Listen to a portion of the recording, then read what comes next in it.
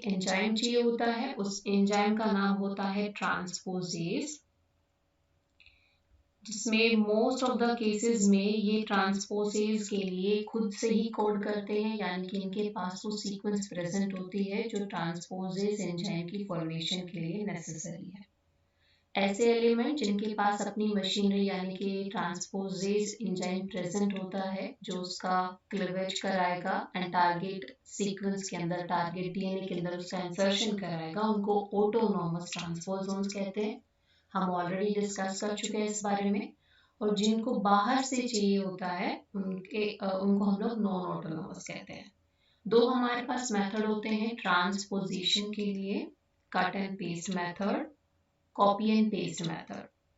Cut and paste method के बारे में हम डिस्कस कर चुके हैं कि cut and paste method mainly DNA transposons में देखने को मिलता है।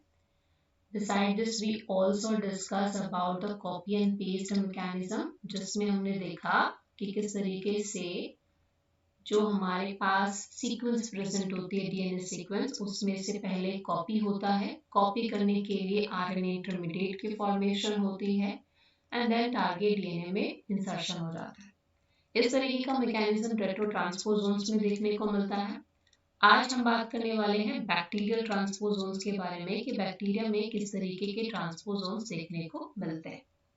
तो बैक्टीरिया की अगर बात करें तो बैक्टीरिया के अंदर बहुत सारे अलग अलग टाइप के ट्रांसपोजोन आपको देखने को मिलेंगे, जैसे कि IS element, that is very specific in case of bacteria. उसके अलावा कॉम्पोजिट एलिमेंट भी आपको देखने को मिलता है। आईएस एलिमेंट की आज की बात करते हैं तो आईएस एलिमेंट, जिसको इंसर्शन सीक्वेंस भी कहा जाता है, इसका हॉलमार्क ही इसके इंसर्शन सीक्वेंस होती है, इसीलिए इसको आईएस एलिमेंट कहा गया है। एक टिपिकल ट्रांसपोजोन की तरह, स्पेसिफिकली एक डीएनए ट्रांसपोजोन की तरह, ठीक है। जो बैक्टीरियल ट्रांसपोजोन्स हैं, in most of the cases वो डीएनए ट्रांसपोजोन्स होते हैं। अगर डीएनए ट्रांसपोजोन्स हैं तो ऑब्वियसली बात है इसमें जो मेन मेथड ऑफ ट्रांसपोजिशन होगा that is cut and paste method. Cut and paste method का सिंपली मतलब क्या हुआ? No RNA intermediate is involve, simply DNA cut होगा डीएनए सीक्वेंस से, देन टारगेट साइट के ऊपर उसका इंसर्शन हो जाएगा। आईएस एलिमेंट में जैसे हमने कहा, इसके नाम से पता चल रहा है इसके अंदर कुछ इंसर्शन सीक्वेंस होती है। तो एक टिपिकल, अगर एक आईएस एलिमेंट की सीक्वेंस की हम बात करते हैं तो एक टिपिकल आईएस एलिमेंट कुछ इस तरीके से आपको देखने को मिलेगा। मान लीजिए ये मेरे पास एक स्ट्रैंड है, 5 प्राइम टू 3 प्राइम ये स्ट्रैंड है। इस 5 प्राइम टू 3 प्राइम स्ट्रैंड का ये हमारा अपोजिट स्ट्रैंड हो गया। इसके अंदर आपको अलग अलग तरीके के रिपीट्स देखने को मिलेंगे। जैसे सबसे पहले जब हम आईएस एलिमेंट की बात कर रहे हैं तो दोनों साइड में यहाँ पर 5 to 10 बेस पेयर का डायरेक्ट रिपीट होता है। So this is direct repeat, दोनों एंड पर प्रेजेंट होगा और ये जो डायरेक्ट रिपीट है ये 5 to 10 बेस पेयर का होता है। इसके अलावा इसके अंदर कुछ इन्वर्टेड रिपीट्स प्रेजेंट होते हैं दोनों एंड में। आईएस एलिमेंट में जो ट्रांसलोकेज एंजाइम इन्वॉल्व होता है, ट्रांसपोजेज, नॉट ट्रांसलोकेज, सॉरी, सो जो ट्रांसपोजेज एंजाइम इसमें इन्वॉल्व होता है वो इन्हीं इनडायरेक्ट रिपीट्स को रिकॉग्नाइज करता है और इन्हीं इनडायरेक्ट रिपीट्स को रिकॉग्नाइज करने के बाद ट्रांसपोजिशन कंडक्ट कराता है। अब इनडायरेक्ट रिपीट्स के बीच में यहाँ पर प्रेजेंट होती है एक प्रोटीन कोडिंग रीजन, यहाँ पर प्रेजेंट होगा। ये जो प्रोटीन कोडिंग रीजन होता है ये मेन आपका एलिमेंट है। ये प्रोटीन कोडिंग रीजन अप्रोक्सीमेट हमारा जो पूरा आईएस एलिमेंट है ये 1 to 2 kb का होता है और ये जो प्रोटीन कोडिंग रीजन है ये कोड करेगा एंजाइम्स के लिए। एंजाइम्स जैसे कि ट्रांसपोजेज एंजाइम। तो एक टिपिकल आईएस एलिमेंट का स्ट्रक्चर कुछ इस तरीके से होगा। अब देखते हैं कि किस तरीके से हमारा जो आईएस एलिमेंट है उसमें आपको ट्रांसपोजिशन देखने को मिलेगा। तो एक जो आईएस एलिमेंट है जिसे हमने कहा कि उसमें कट एंड पेस्ट मेथड देखने को मिलता है, आरएनए इंटरमीडिएट इसमें इन्वॉल्व नहीं है। और ये रिकॉग्नाइज कैसे होगा कि जो भी एंजाइम है उसको रिकॉग्नाइज कैसे करेगा? With the help of these indirect repeats. ये indirect repeats almost similar sequence present होती है ऑन बोथ एंड, लेकिन ये अपोजिट डायरेक्शन में प्रेजेंट होती है। Mechanism of transposition of IS element किस तरीके से होने वाला है?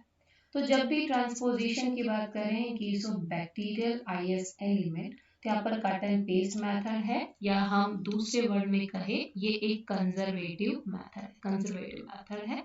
कंजर्वेटिव मेथड का मतलब होता है कि सिंपली एक साइड से ओआईएस एलिमेंट काटो के दूसरी साइड पर उसका पेस्टिंग हो रहा है, ठीक है।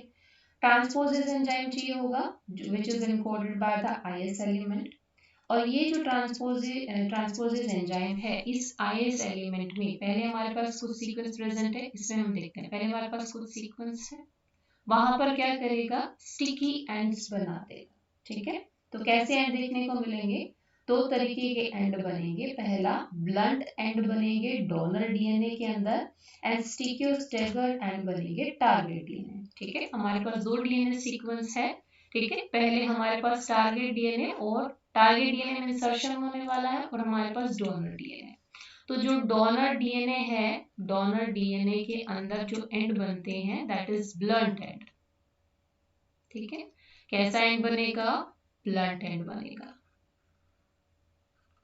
और जो हमारा टारगेट डीएनए है, यू कैन सी यहाँ पर स्टिकी एंड बनने वाले हैं, स्टेगर्ड एंड बनने वाले हैं, ठीक है।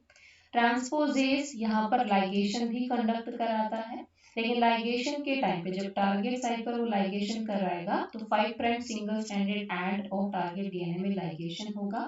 फिर उसके बाद आएगा cellular DNA, cellular DNA polymerase जो 3 प्राइम एंड से उसका एक्सटेंशन करा देगा, और लाइगेज एंजाइम की हेल्प से दोनों के दोनों हमारे जो स्ट्रैंड है उनका जॉइंट हो जाएगा, ठीक।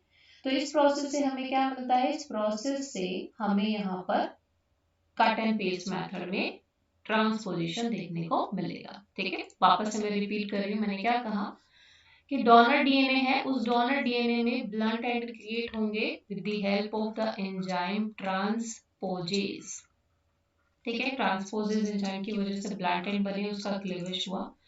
दूसरा हमारे पास जो DNA that is target DNA, उसमें इंसर्शन हुआ, वहां पर स्टिकी एंड बनने वाले हैं, ये आप देख पा रहे हो किस तरीके से स्टिकी एंड बने हैं। फिर सेलुलर डीएनए पॉलीमरेज आता है, सेलुलर डीएनए पॉलीमरेज इनको स्ट्रैंड को सिंथेसाइज करवा देगा। लाइगेशन के लिए ट्रांसपोजेस एंजाइम आया और उसका 3 प्राइम टू 5 प्राइम वाला जो स्ट्रैंड है यहाँ पर उसका लाइगेशन करा दिया। आप देख पा रहे हो ये इंसर्शन हो गया, इंटरमीडिएट जो डीएनए था उसका इंसर्शन हुआ। इंसर्शन के बाद जो स्टिकी एंड बने थे उनका यहाँ पर एक्सटेंशन किसने कराया? सेलुलर डीएनए पॉलीमरेज ने, और इस तरीके से हमारा यहाँ पर जो रिपीट हो गया, और ये डायरेक्ट रिपीट आपको देखने को मिल रहा है क्योंकि यहाँ पर सीक्वेंस इस तरीके से डायरेक्ट रिपीट हो गई, क्योंकि टारगेट डीएनए में स्टिकी एंड जो बने थे डीएनए पॉलीमरेज ने जो उसको बनाया है, तो उसकी वजह से डायरेक्ट रिपीट बन गए। इसीलिए इंसर्शन सीक्वेंस में हमें कुछ डायरेक्ट रिपीट्स देखने को मिलती है, और यही हमारा जो पूरा होता है including this direct repeat, indirect repeat और बीच में टारगेट प्रोटीन कोडिंग रीजन, इसको पूरे को मिला के बनता है आईएस एलिमेंट।